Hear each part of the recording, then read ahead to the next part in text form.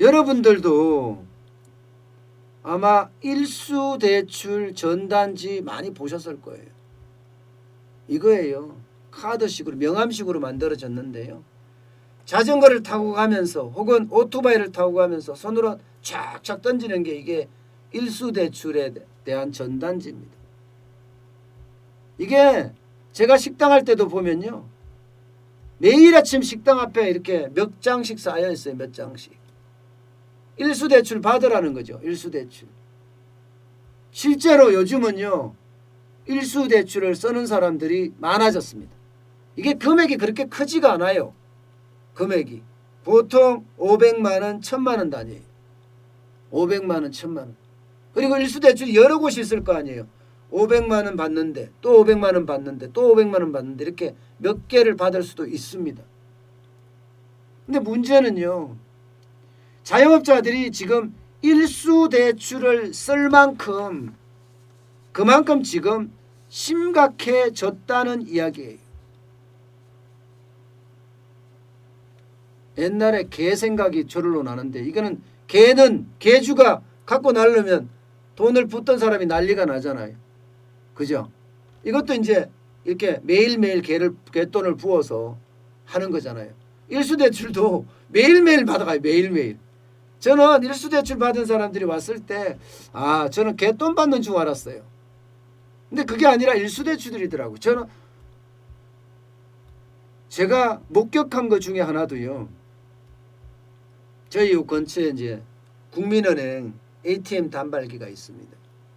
근데 그 단말기 앞에서 기다리고 있다가 식당 하시는 분인데 그분이 돈을 뽑으니까 싹 이렇게 낚아채듯이 채갖고 가버리더라고요. 가방 일수 가방 이런 거 하나 있잖아요. 왜 옆구리에 끼고. 그 정도로 지금 일수대출 쪽에 어떤 상황이 심각해졌다. 이렇게 지금 보고 있습니다. 그 첫 번째 이유는요. 장사가 안 돼요.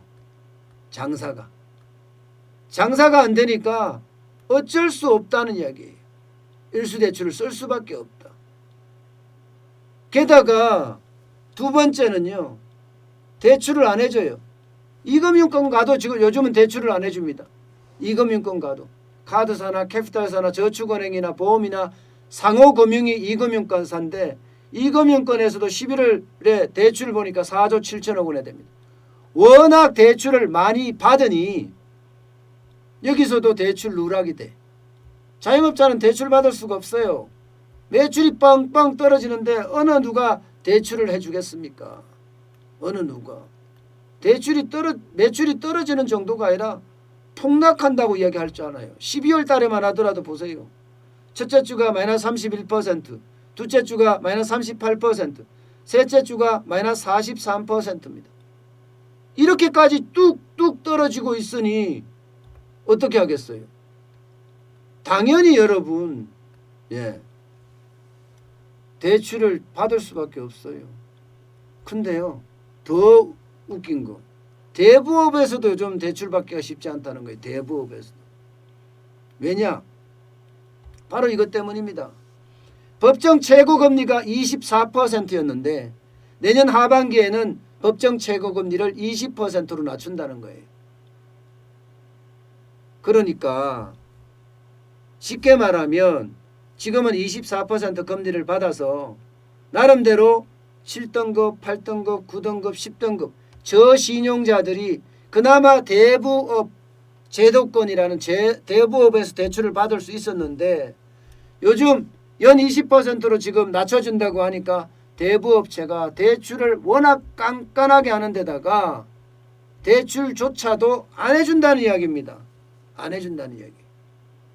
그러니까 자영업자들 입장에서는요. 어디로 간다? 결국은 불법 사금융으로 간다. 일수대출, 일수권들이 판치고 다닌다. 이런 얘기가 가능하게 된다는 얘기입니다. 오죽했으면 식당들 앞에 이렇게 많은 일수대출의 전단지들이 뿌려지겠습니까? 실제 금융감독원에 따르면요. 채무자 대리인 선임 건수라고 있습니다. 이게 채무자 대리인 제도가 불법 추심을 막기 위해서 무료 변호사를 대주는 제도거든요. 이게 정부가 2월부터 도입을 했습니다. 그런데 이 채무자 대리인 제도에 대리인을 선임하는 건수가 점점 늘고 있어요. 지난 10월에 121건이요. 11월에 173건이에요. 이달에는 24일까지 258건입니다. 폭증이죠. 쉽게 말하면 돈을 못 갚는다는 이야기. 돈을 못 갚으니까 여기에 여러분 뭐라고요? 네, 변호사를 선임을 해서 불법 추심하지 못하게 막아달라는 이야기입니다. 그만큼 지금 일수꾼들이 난리를 치고 다닌다. 여기저기 뭐 약하디 약한 자영업자에게 가서 돈 빌리세요. 우리 금리는 12%밖에 안 됩니다. 이렇게 이야기한다는 거예요. 12%밖에 안 된다고 이야기하는데 기간을 말 안 하는 거예요. 기간을. 기간이 알고 봤더니 분기예요. 분기. 1년에 12%가 아니라 분기에 12%면 얼마입니까? 연 48%를 받는다는 이야기잖아요.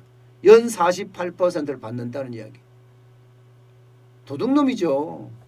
그런데 돈 없는 사람에서 당장 가게가 넘어가게 생겼는데 일수가 문제겠어요? 일수를 서는 순간 가게는 더 어려워진다는 거 뻔히 알면서도 쓸 수밖에 없다는 거예요. 쓸 수밖에. 게다가 이 일수 전단지에도 보면요. 문자로도 옵니다. 문자로도 와서 어떻게 문자로 오느냐. 예를 들어서 그런 거예요. BNK 이러면 부산은행이죠. 원래 풀네임이 어떻게 되냐면 BNK 부산은행입니다. 이게 회사의 어떤 정식 명칭이에요. 그러면 BNK는 싹 빼버립니다. 부산은행만 넣어서 보내는 거예요. 그러면 부산은행에서 대출을 12%에 해준다고? 이렇게 싸? 하면서 가서 했는데 알고 봤더니 분기에 12%고 이게 부산은행에서 해주는 게 아니라 불법 사금융에서 대출해 주는 거다. 이렇게 속고 한다는 거예요. 속고. 인터넷에도 지금 불법 사금융은 판을 치고 있습니다. 대출 상담사라고 소개하는 사람들 그러면서 고금리의 소액 대출을 유도하고 있거든요. 은행 소개시켜 주겠다. 저축은행 소개시켜 주겠다 하면서 말입니다. 30만 원 빌려주고 일주일 만에 50만 원이 되는 사례가 있다고 이야기하니 이거야말로 일수건이 판을 친다. 이렇게 이야기할 수 있는 거죠. 경기가 이렇게 점점 나빠지니까요. 자영업자들은 어쩔 수 없이 일수로 몰려든다. 그래서 일수대출에 목을 메고 있다. 뭐 서민들도 마찬가지입니다. 자영업자만 꼭 이런 게 아니에요.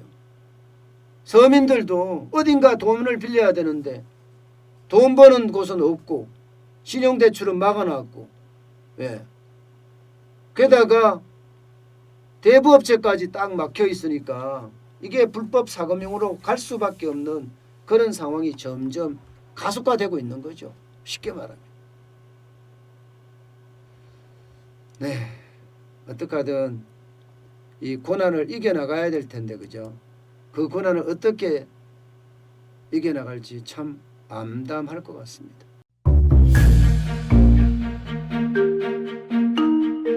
세종대왕과 샤넬 넘버5 벤츠 자동차의 최고급 기종인 마이바흐의 공통점을 아시나요?